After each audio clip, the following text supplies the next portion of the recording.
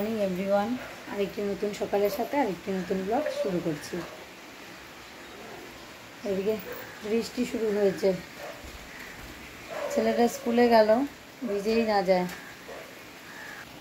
ছেলে যখন স্কুলে গেল তখন এতটা বৃষ্টি ছিল না, হালকা বৃষ্টি ছিল, কিন্তু এখন ভালোই জোরে বৃষ্টি পড়ছে। ছাতা না নিলে নেই, কিন্তু ওরা ছাতা না নিয়েই গেছে। এখন স্কুল অবধি পৌঁছাতে পারলে হয় না ভিজে।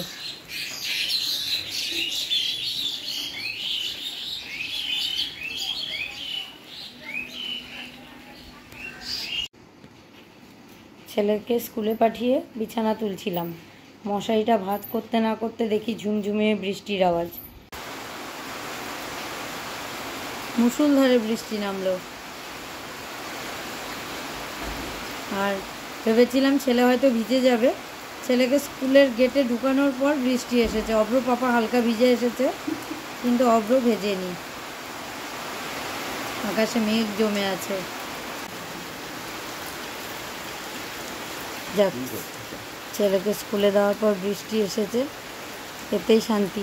নাহলে মনটা খচখচ করতো যে ছেলেটার ড্রেসটা ভিজে গেল। ছাতা নামের সাথে ছাতা রাখতে হয় বৃষ্টির দিনে। সংসারের বাসি কাজ তো অভ্র স্কুলে যাবার আগেই শেষ হয়ে যায়। তারপরেও যতটুকু টুকটাক কাজ থাকে আর সেটা সেরে চলে এসেছি স্নান করে পুজো দিতে। পুজোটা যদি সকাল সকাল একটু দিয়ে নিতে পারি তাহলেও শান্তি পাওয়া যায়, সারাদিনটা ভালো লাগে। না হলে যদি সকালবেলা গোপাল উঠে তারপর কখন টাইম পাবো এটা একটা বড় ব্যাপার হয়ে থাকে। এদিকে রান্না বান্না করতে করতে তখন পুজোটা দিতে দেরি হয়ে যায়। তাই আমি সবসময় চেষ্টা করি যাতে অভ্র স্কুলে যাওয়ার পর সবার আগে পুজোটা সেরে নিই।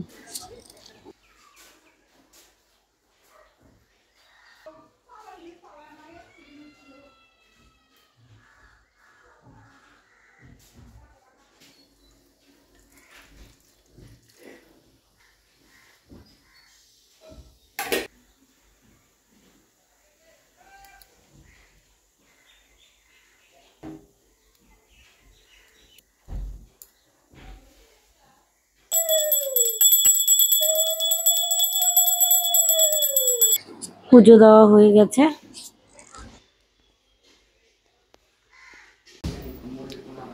ভাত বসিয়ে দিয়েছি, আর এদিকে চা বসিয়েছি। সকালে একবার লাল চা খেয়েছি, আর একটু চা বসালাম। আর এদিকে মিস্ত্রিরা কাজে এসেছে, তাদের জন্য চা বসিয়েছি। যাব ছেলের স্কুলে বেতন দিতে। রেডি হয়ে গেছি, অভ্র পাপা রেডি হয়ে গেছে। ফ্যানটা বন্ধ করা হয়নি। এসে তারপর আজকে রান্না করব, শুধু ভাতটা করলাম। কি উঠবো? স্কুল থেকে চলে এসে ডাল করে নিয়েছি, ভাত যাওয়ার আগেই করে রেখে গেছিলাম।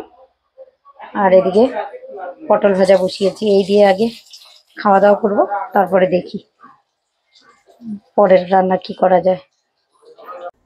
আজকের রান্না বান্না দেখিয়ে নিই। ঘাটি তরকারি, ডাল, পটল ভেজেছিলাম, খাওয়া হয়ে গেছে। বড়াও ভেজেছিলাম, বড়াও খাওয়া হয়ে গেছে। আর এটা রাতের জন্য মেখে রেখেছি। অল্প পাপাকে অল্প পনির আনতে বলেছি, যদি আনে তাহলে এর মধ্যে চটকে দিয়ে পনিরটুকু দিয়েও রাত্রিবেলা বড়া করে ফেলবো। আর এদিকে চা বসিয়েছি, আমার জন্য না, মিস্ত্রি দাদাদের জন্য, কাজ করছে যেহেতু।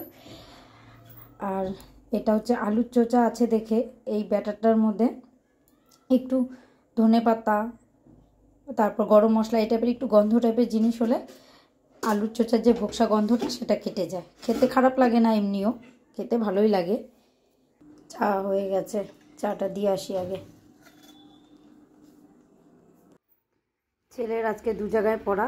এক জায়গার ব্যাগ ছেলে পড়ার সময় নিয়ে যায়, আরেক জায়গারটা অভ্র পাপাই নিয়ে যায় যাওয়ার সময়। আজকে ব্যাগ নিতে ভুলে গেছে, দোকান থেকে আবার আসছে। ব্যাগ নিতে আসবে যেহেতু, সেই সুযোগটা কাজে লাগিয়ে সুজিটা করে নিলাম। আজকে যেহেতু মঙ্গলবার, বাইরের কিছু তো খাবে না অভ্র, তাই সুজিটা দিয়ে দিলে যাই হোক একটু পেট ভরে খেতে পারবে। আর একটা সময় ছিল যে ও লোটে মিষ্টি হাবিজাবি জিনিসটা বেশি পছন্দ করতো, এখন আর ওগুলো খেতে চায় না। তাই যদি সুজিটা করে দিই এটাই তৃপ্তি করে খাবে, সুজিটা হয়ে গেছে, ব্যাগ নিতে আসবে যখন ব্যাগে ভরে রেখে দিই, যখন আসবে নিয়ে যাবে। শান্তি পেলাম সুজিটা করে নিয়ে। আজকে দেরি হয়ে গেছে এতটাই যে আরও টিফিনটা করে উঠতে পেরেছিলাম না, ভেবেছিলাম যে ওগুলোই কিছু একটা খেয়ে নেবে। তা যখন আসবেই ব্যাগ নিতে ভাবলাম তাহলে সুজিটা করেই দিই, তাহলে ছেলেটা অন্তত পক্ষে একটু টিফিনটা শান্তি মতো করতে পারবে। আমি আমার মতো বেড়ে রেখে দিই, যখন নিতে আসবে আসবে, কারণ দোকান রেখে আসবে, সজীব একা সামলাতে পারবে না, তাড়াহুড়ো লেগে যাবে। একটু বেশি করেই দিয়ে দিই। অব্র পাপাও সুজি খেতে খুব ভালোবাসে।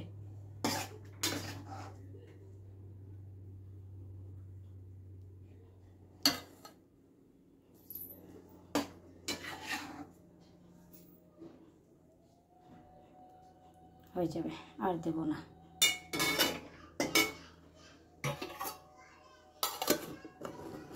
একটা প্লাস্টিকে করে রেখে দিই চামচ দিয়ে সাথে,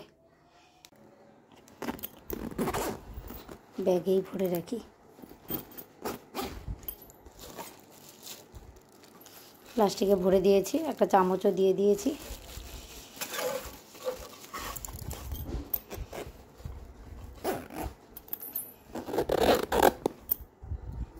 রেডি করে রাখলাম, তাড়াহুড়ো তার ভুলে যাব না। সব বাড়িতে সন্ধ্যা বসে গেল, এখন ঘর ঝাড় দিচ্ছি। আজকে ঘরটা ঝাড় দিতে দেরি হয়ে গেল, ঘর ঝাড় দিয়ে মুছে শান্তি পাচ্ছি না। বাড়ির কাজের সময়, ছাদের সময় যখন বালি পাথর ফেলেছিল যে মাঠটাতে পাশেই, ওই মাঠটাতে বিয়ে আছে, তাই ওখান থেকে বালি পাথর সব সরাতে হবে। তাই আমাদের ছাদেই উঠানো হচ্ছে বালি পাথরগুলো।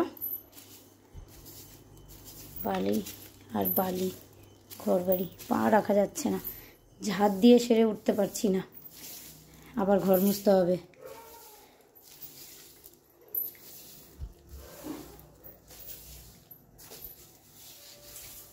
ঘরটা ঝাড় দিয়ে ঘরটা মুছে আগে সন্ধ্যা দিয়ে নিই, সব বাড়িতে সন্ধ্যা পড়ে গেল।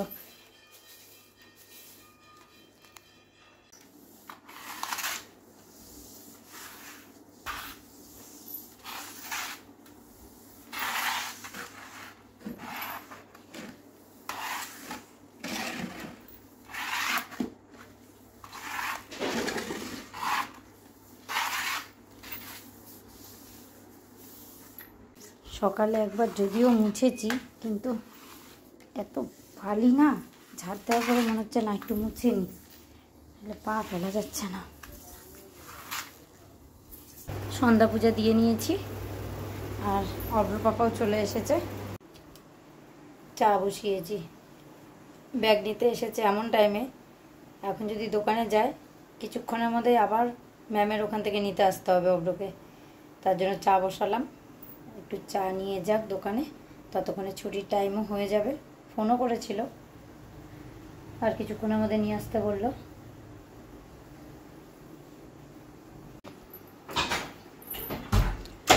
সুজি কিন্তু দুজনের একসাথে। হ্যাঁ,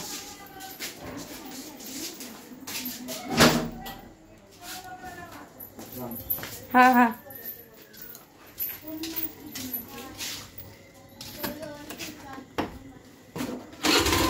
ধীরে সুস্থে।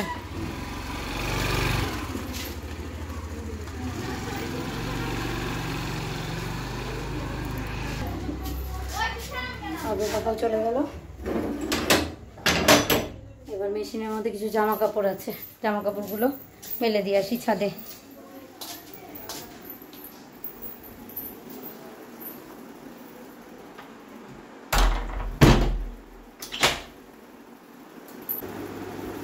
সেদিন মেলার থেকে এই কাপটা এনেছিলাম, মা দিয়েছিল।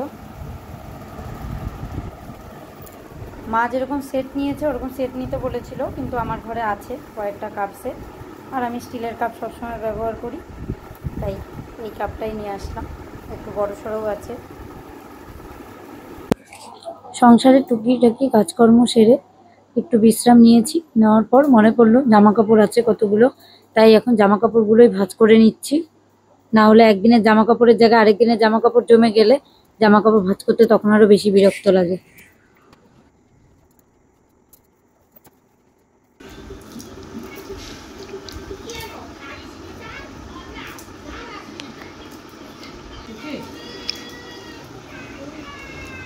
এই জায়গায় মারা বাদাম খাচ্ছে।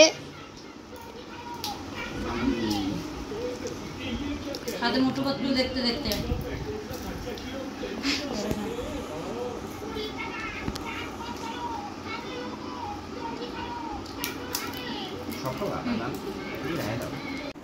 কিছুটা জামা কাপড় ভাঁজ করার পর অব্র পাপারা দোকান থেকে চলে এসেছিল দেখে খাওয়া দাওয়াটা আগে সেরে নিয়েছি। এবার অব্র পাপা বসেছে অব্রর প্রজেক্ট কমপ্লিট করতে, আর আমি আমার মতো আবার জামা কাপড় ভাঁজ করাতে লেগে পড়েছি। জামা কাপড় ভাঁজ করা যদিও আমার হয়ে গেছে, এবার জায়গার জিনিস যেখানের জিনিস সেখানে রেখে দিচ্ছি। জামা কাপড় সব গুছিয়ে ঢুকিয়ে দিয়েছি জায়গার জিনিস জায়গায়, কিন্তু অব্র পাপার এখনও প্রজেক্ট করা কমপ্লিট হয়নি। অব্রর প্রজেক্টও না, শুধু মলার দিতে হবে। আজকের মতো সমস্ত কাজকর্ম সারা হয়ে গেছে, আর দেখানোর মতো সেরকম কিছুই নেই, তাই ব্লগটা আজকে এখানেই শেষ করছি। খুব শিগগিরই দেখা হবে নতুন অন্য একটি ব্লগে।